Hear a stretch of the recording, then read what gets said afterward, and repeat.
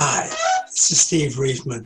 I want to welcome you to our 52-week journey about the world, Stevie Wander. It was incorporated in our book. Yes, it was a ball, but it was always something that came from a life of dreaming about travel, of dreaming about exotic places and thinking, yes, I want to get there. I want to go to these places. I want to check it out. I want to check it out while I'm young. The one ingredient about my travel that cannot be overestimated is the effect of the Vietnam War on what was going on in the world and in this country in 1970. I was faced with the draft and I lost the lottery. In those days, everybody from day 1 to day 365 of the year, 366 every fourth year, when they would pick out actually through balls and figure out what order you came in. Well, I was way up there. I was not beating the draft because my number was good. So I had to take a draft physical. And it came up on the Monday following the Kent State, Cambodia events where civil unrest was just about close enough. And I went to Washington, D.C. over the weekend to do what I thought was going to be an overthrow of the government. Or some said we were definitely going to take over the place. But I was disappointed and had to face my draft physical anyway on the Monday following the March on Washington. I had a way out. It was asthma. Asthma was my change, and asthma was my key to freedom.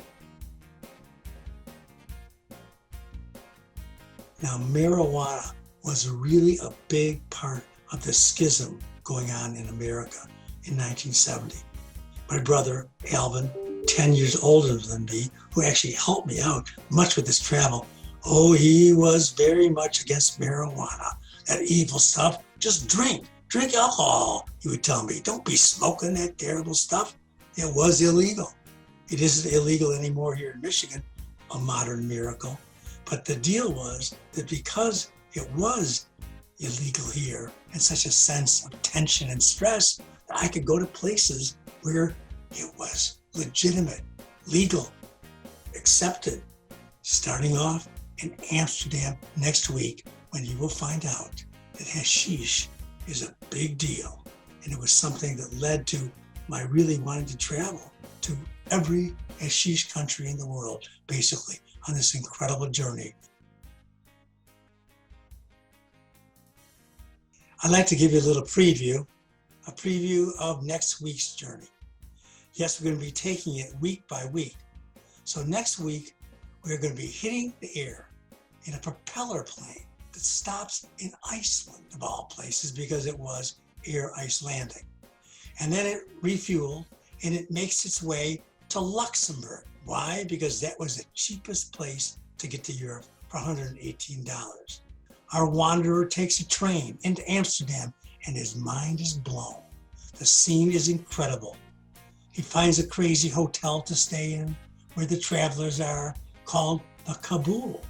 And then he spends his time on the streets hanging out. There's partying going on. There's all kinds of events in the lovely insanity of that embarkation spot called Amsterdam. Why is it an embarkation spot? Because of the fact that people are coming and going. They come from all over the place to go off to Morocco, to go off to India, to go off to Kathmandu, to Israel. And it's just like the cantina scene in Star Wars. So stay tuned for a wonderful transition, the beginning of our kickoff week. Basically, October the 5th to October the 12th is going to be coming at you. Mom, it's tough to be a kid right now. You can't imagine the shit I take walking around with my wild red ringlets. This place is dangerous. Little kids call me Bozo. Worse, we're living in an armed camp. These cops have gone nuts. Ever since the Democratic Convention in Chicago, this hostility just ramped up, and I feel it wherever I go.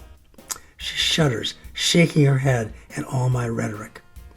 That on top of burnt out cities, with Detroit being the poster child, and fuming black revolutionaries in the hoods. I'm telling you, Mom, I gotta get out of this place.